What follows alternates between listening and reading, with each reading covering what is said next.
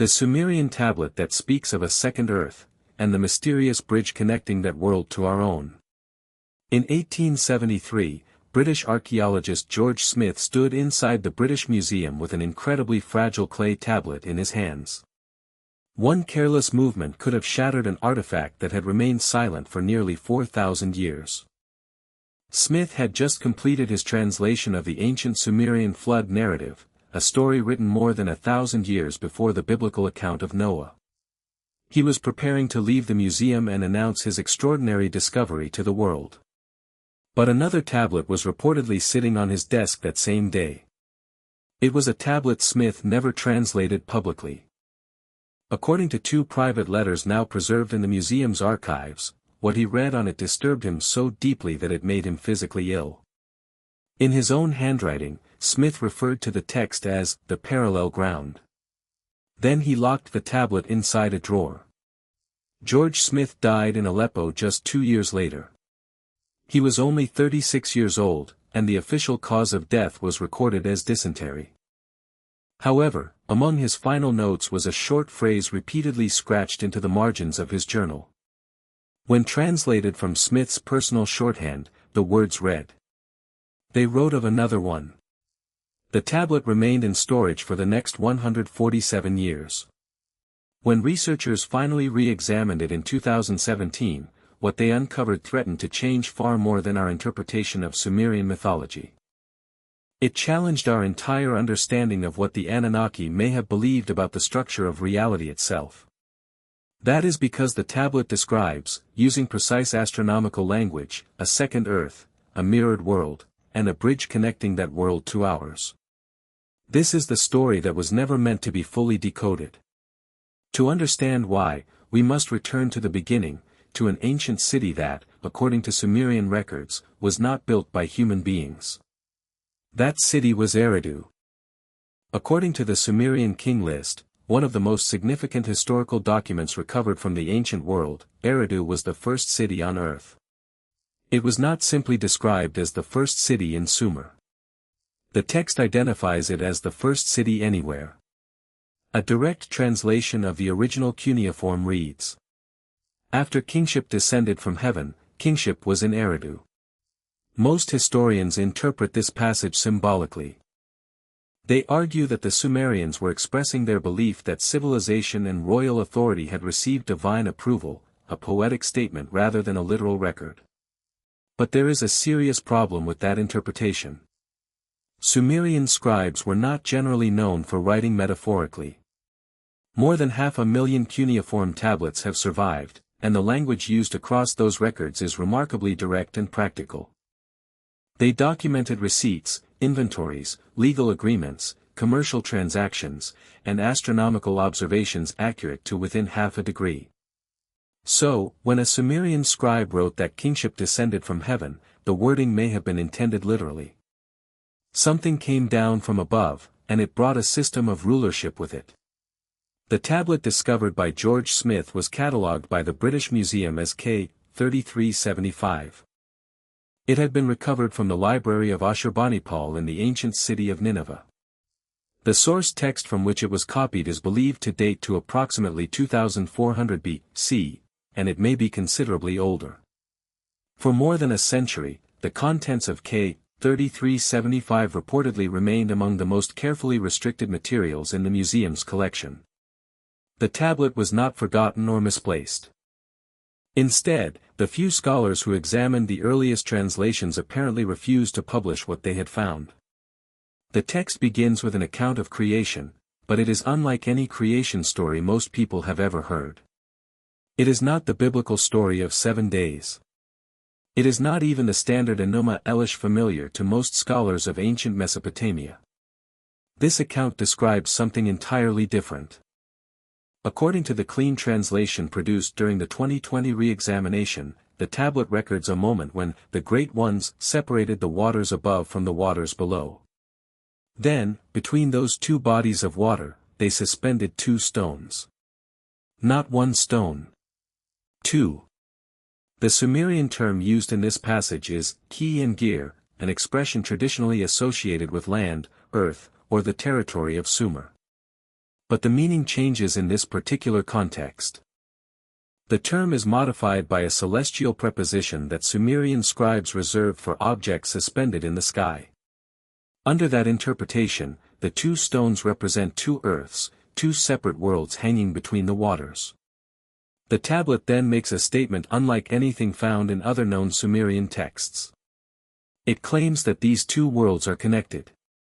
The connection is not described in terms of ordinary space or physical distance. Instead, the tablet says the two worlds are joined by a bridge. The word translated as bridge is gishgan, which literally refers to a wooden structure spanning a gap. However, the expression is followed by a determinative symbol that changes the term from something purely physical into something dimensional. It is the same determinative the Sumerians used when describing the route traveled by the gods between heaven and earth, a symbol associated with crossing from one realm into another. In other words, the tablet appears to describe something remarkably specific. Two mirrored earths connected by a dimensional bridge. And according to the text, that bridge does not remain open permanently. It opens and closes according to a schedule the Sumerians seem to have understood with unsettling precision. Before we continue, I need to pause for a moment. What comes next becomes considerably darker, and I eventually realized that some parts of this discovery could not be properly explained within the limits of a single video. The complete decoding of all 12 codes, the museum catalog numbers, the translated passages, and the astronomical date identified down to the exact degree have all been compiled into a written document. You can find it through the link below, and the QR code is currently displayed on your screen.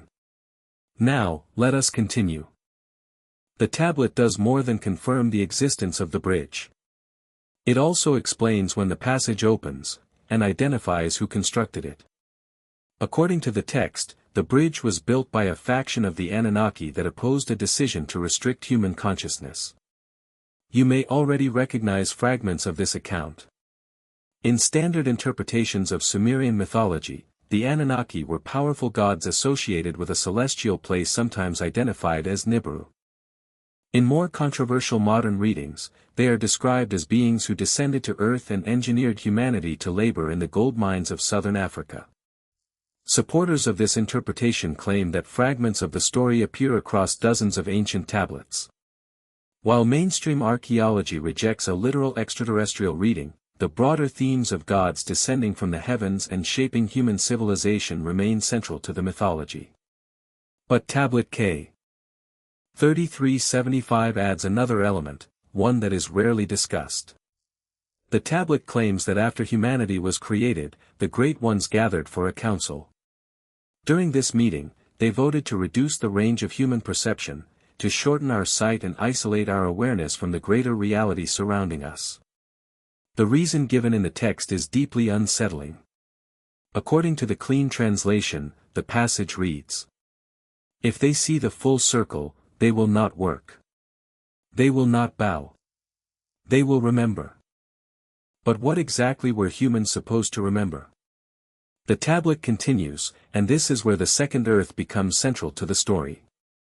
According to the text, this other Earth is not a parallel universe in the conventional science fiction sense. Instead, it is a version of our own world in which the limitation was never imposed. It is an Earth where the wall was never constructed and human consciousness was never compressed or restricted. In other words, the tablet describes a world almost identical to ours. It has the same geography, the same continents, and the same oceans.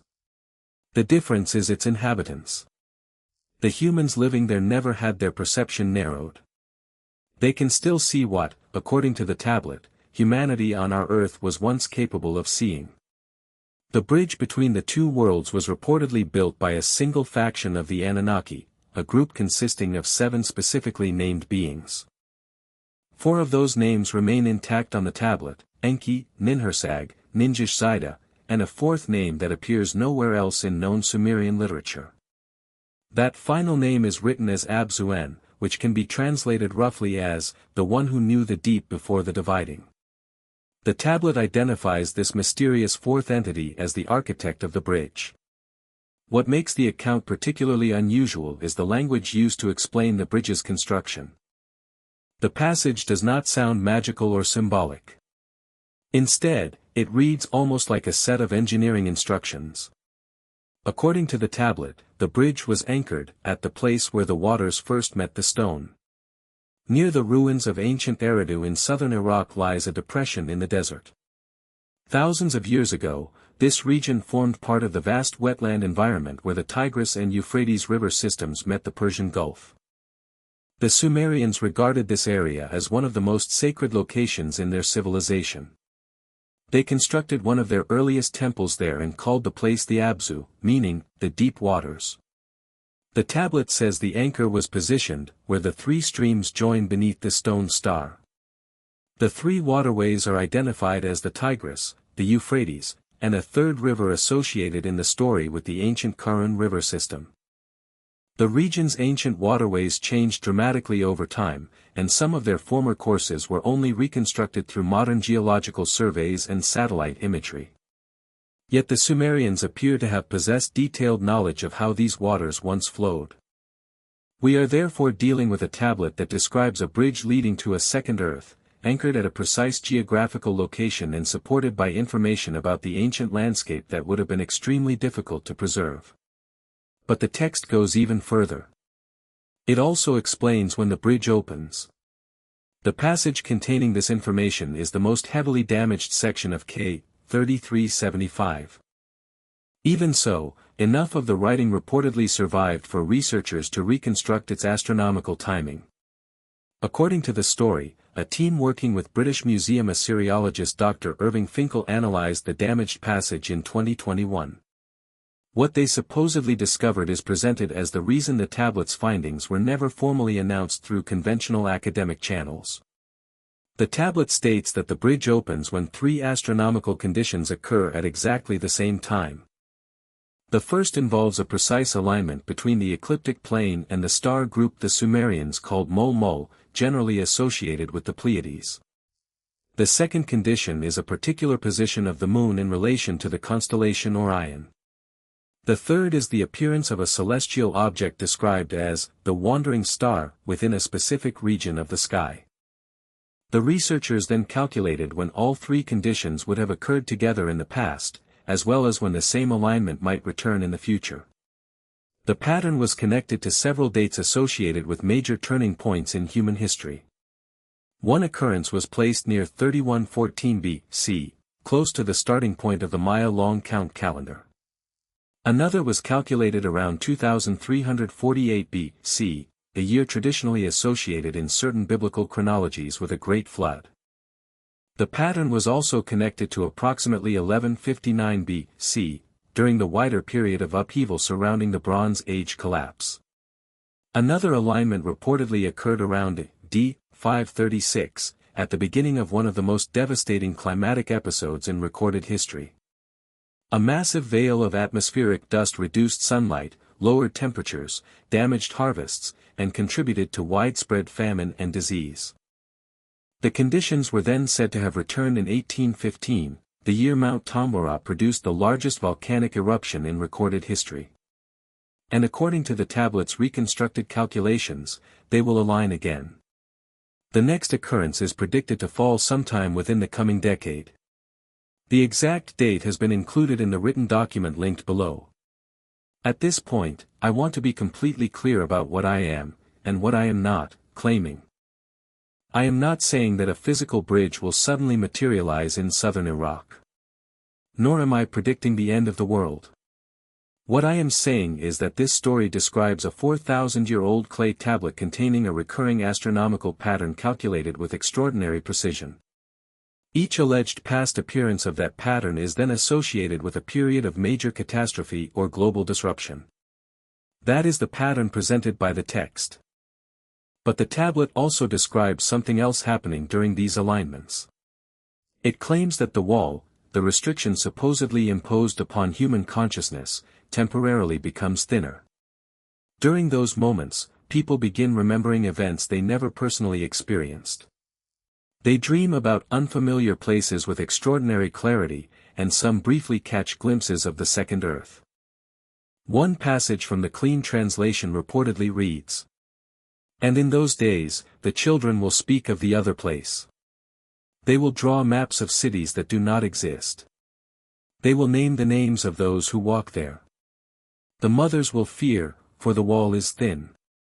Modern psychology recognizes a phenomenon known as confabulation, in which a person produces memories that feel genuine despite being inaccurate, distorted, or entirely invented. Young children, especially those between the ages of 2 and 5, occasionally describe people, locations, and events they seemingly could not have experienced themselves. Numerous cases have been collected and studied, although their interpretation remains controversial. Some children have described street layouts in cities they have never knowingly visited. Others have provided names connected to families they have never met or repeated words and phrases from languages to which they apparently had no direct exposure. The conventional explanation is cryptomnesia. The idea that children unconsciously collect fragments of conversations, stories, television programs, or other information they have encountered and later reassemble those fragments into memories that feel entirely real.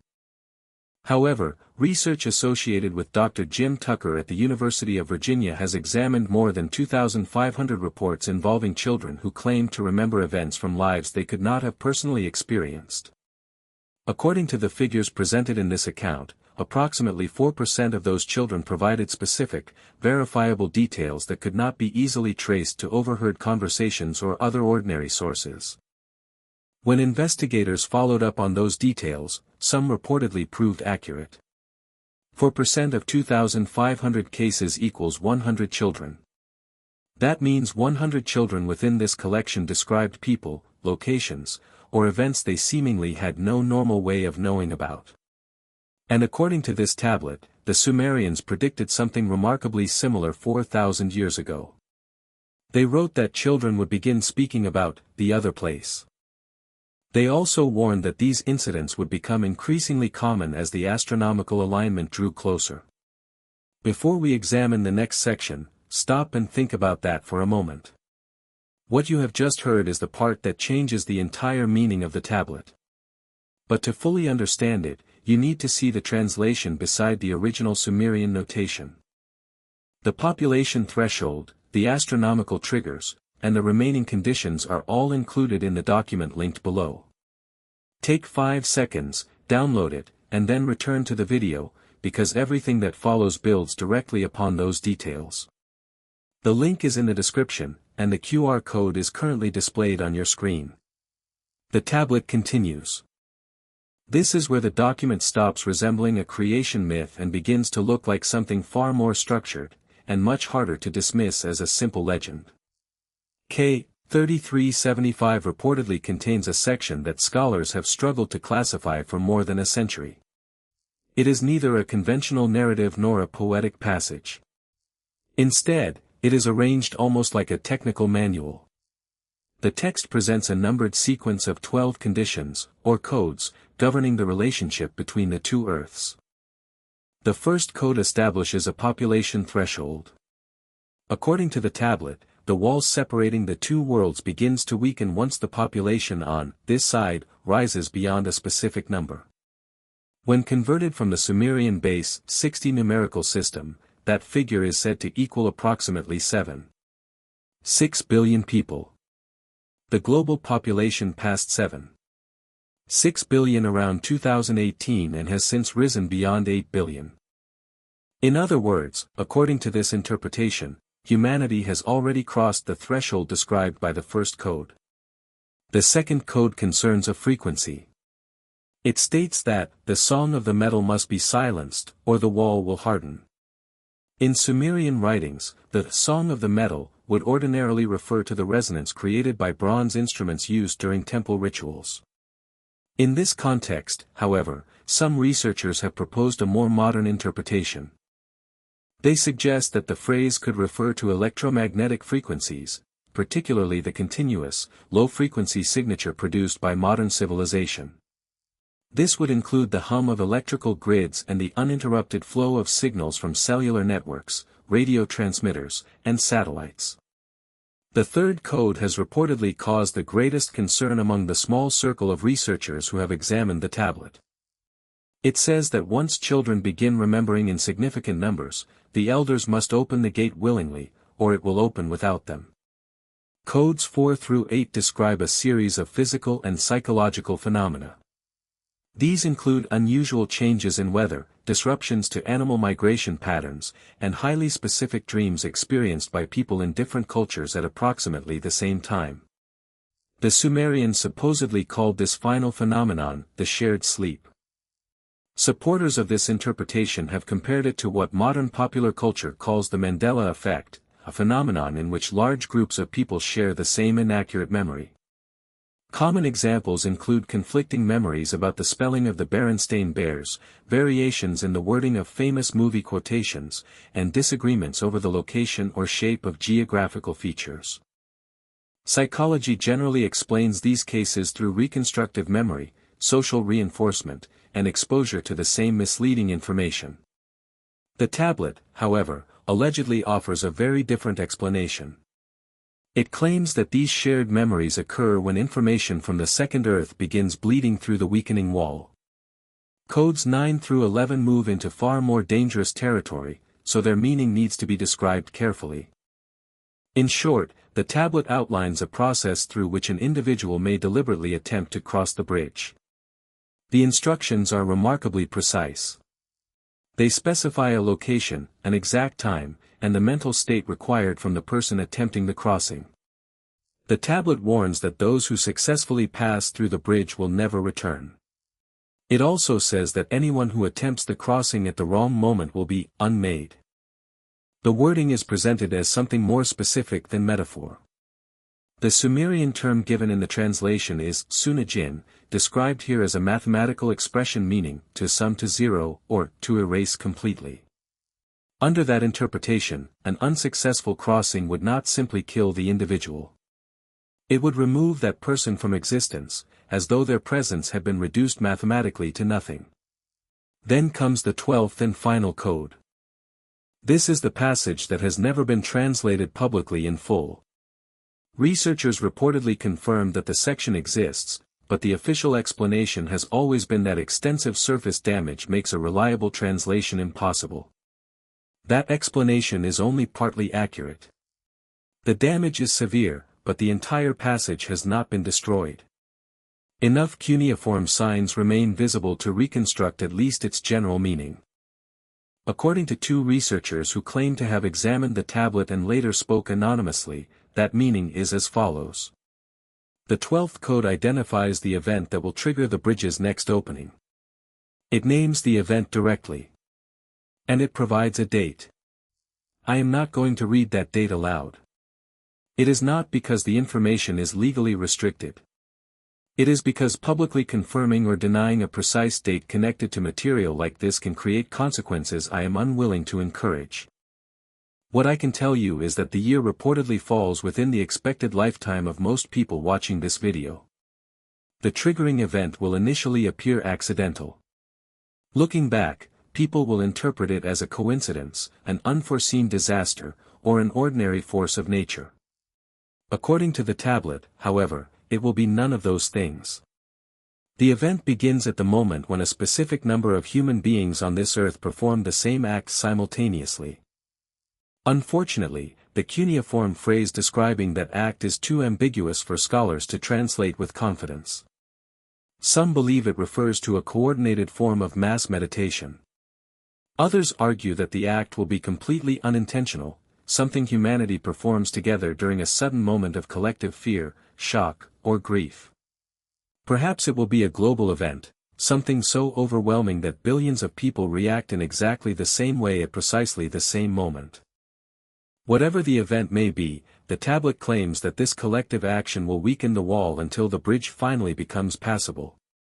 And when that happens, the tablet's final readable line delivers its most disturbing warning. The great ones who divided the waters will return to count their work.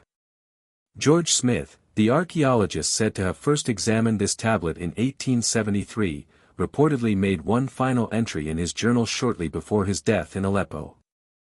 The entry, dated August 18, 1876, reads: "The parallel ground is not myth. It is engineering. They built a doorway, and they wrote down when it opens. God forgive us if we are alive when it does. But there is one final part of this story that almost no one knows." George Smith was allegedly not the only scholar to see the complete translation. During the months preceding his death, he reportedly showed the tablet to a small circle of trusted colleagues. One of them was Theophilus Pinches, who later became one of Britain's most respected Assyriologists and cuneiform experts. Pinches lived until 1934. Throughout his long academic career, he never publicly discussed K. 3375. According to the story, however, he did refer to the tablet in his private correspondence. 7 letters preserved among his personal papers reportedly mention the artifact. 6 of them refer to it only by an unsettling nickname: Smith's Burden. The 7th letter, said to have been written in 1908, contains a much longer passage. "I have decided not to publish on K. 3375. The reason is simple. If the text is accurate, then publication serves no purpose. If the text is metaphorical, then publication invites ridicule. But if the text is a warning, as Smith believed, then publication might accelerate the very thing it warns against. I will leave the tablet for a future generation to decide." A future generation. Pinches died in 1934, and for nearly 90 years, his alleged decision remained undisturbed.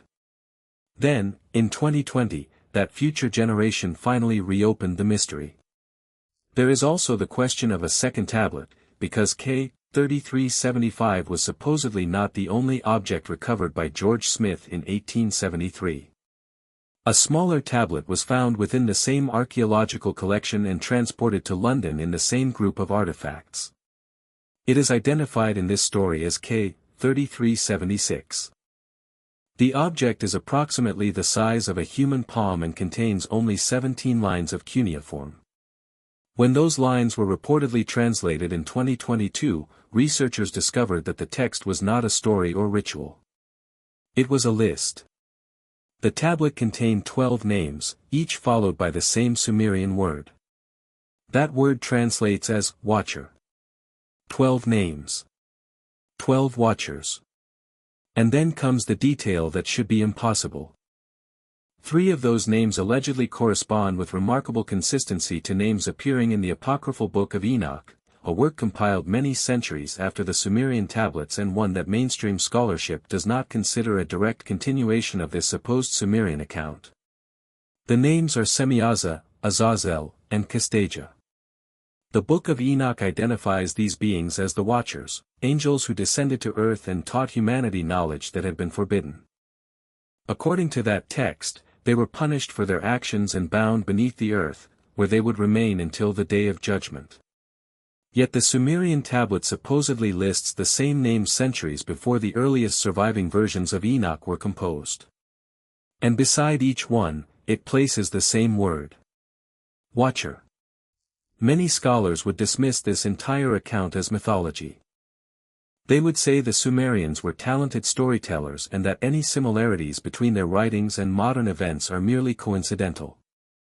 Others might describe it as confirmation bias, a tendency to notice details that support an existing belief while ignoring everything that contradicts it. Or perhaps it is simply human pattern recognition being pushed too far. Maybe those explanations are correct. But coincidence still has a probability.